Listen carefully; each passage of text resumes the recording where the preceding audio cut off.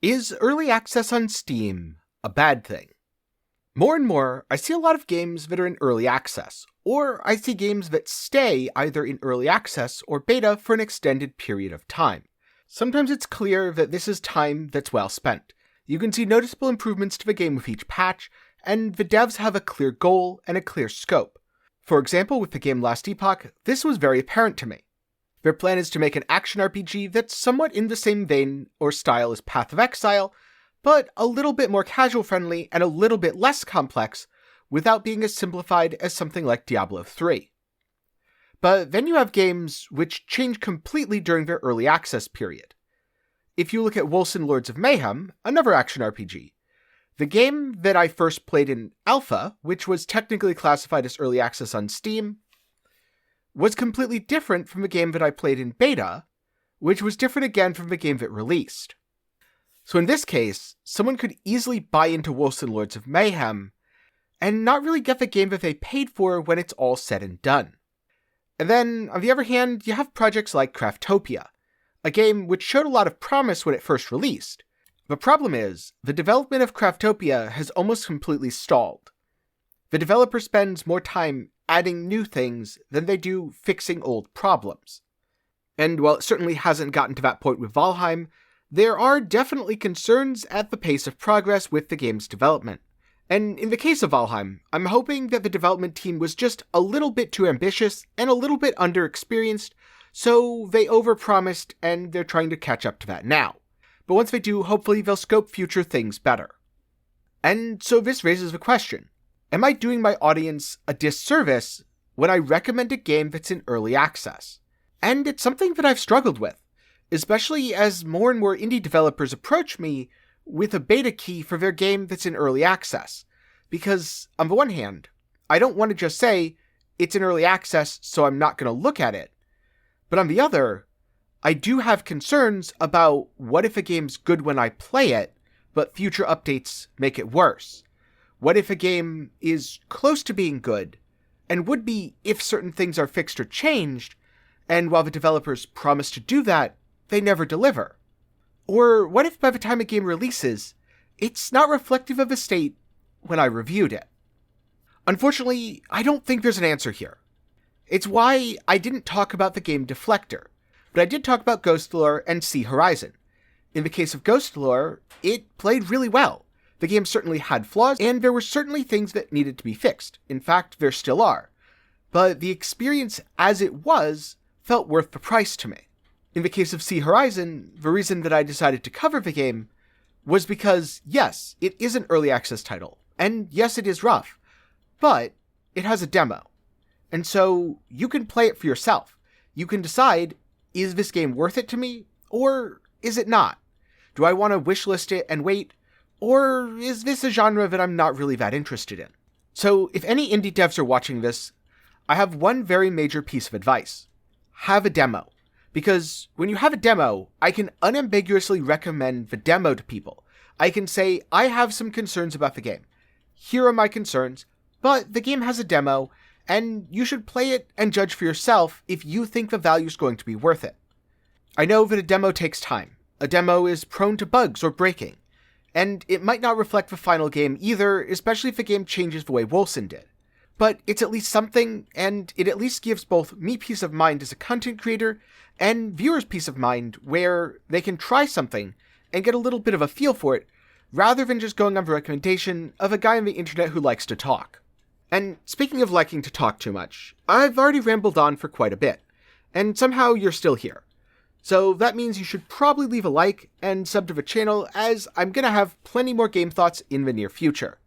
If you want to support me, you can do so by buying games through my Nexus, in which case I'll get a cut of a purchase, or you can support me more directly over on Patreon, and there's several benefits including becoming the patron of a video.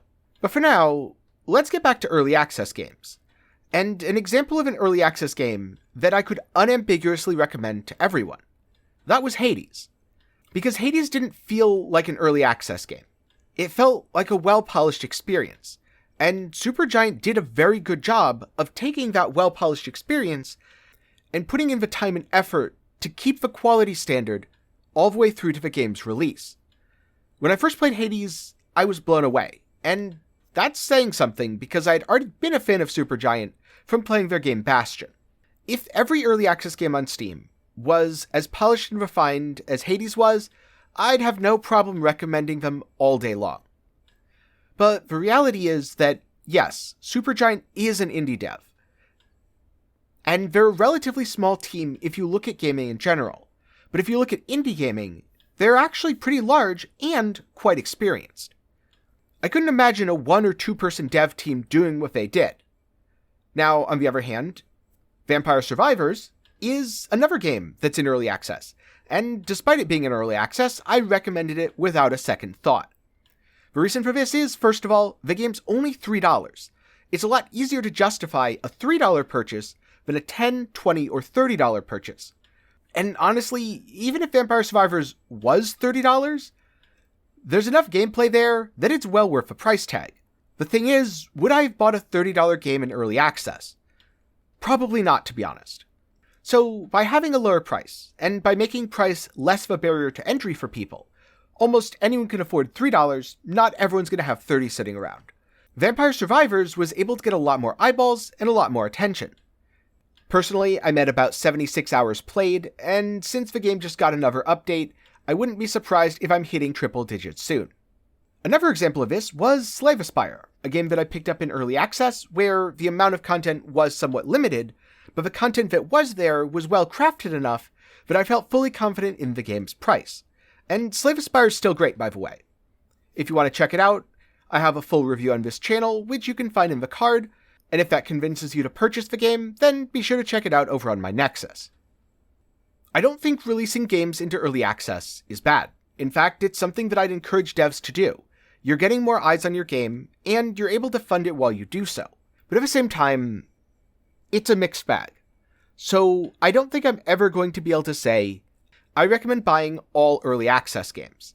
Instead, I'm going to say, these are the early access games that I've played. These are the ones that I had such a great time with that I can wholeheartedly recommend them.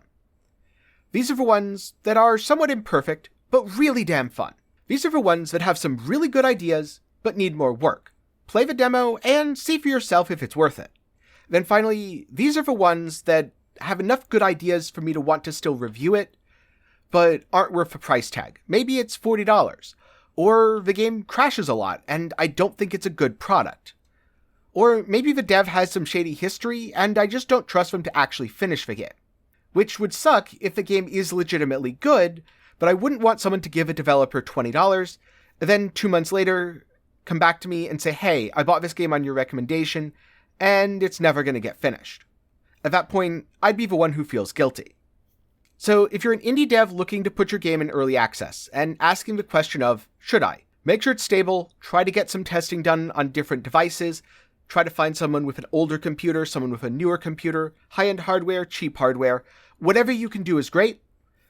Also, make sure the keybinds can be customized. One of the major problems that I run into with a lot of early access games is I can't change the keybinds, which, to be honest, is unacceptable in 2022, and it's going to limit the people who will be able to even give your game a shot. And again, please try to have a demo. A demo means it's a lot easier for me as a content creator to recommend the game. It's a lot easier for a customer to decide if they want to purchase it, since they'll have some hands-on experience knowing how the game plays.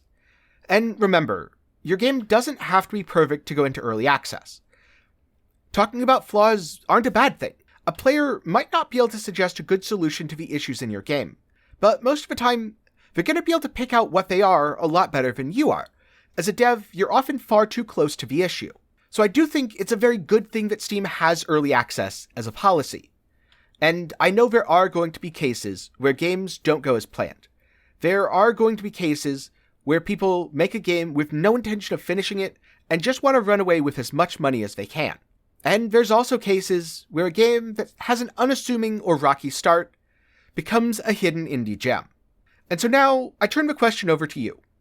What's the best indie game that you've played in early access, and what's the worst indie game you've played in early access? Let me know some of your favorites and some of your terrible experiences down in the comments below. Thank you for watching. If you have any questions, be sure to put them down in the comments below, or join the Discord, where you can ask questions, get build help, and hang out with the community. A special thanks to my patrons and YouTube channel members. They're awesome, and they get to show it by having their name on screen in the credits of all my videos. So if you want to see your name here, be sure to check the link in the description. You can also help support me by purchasing Steam games through my Nexus. And if you want a water bottle or a cool shirt, I have a link to my official merch shop in the description. I hope you learned something today, and I hope to see you again sometime soon.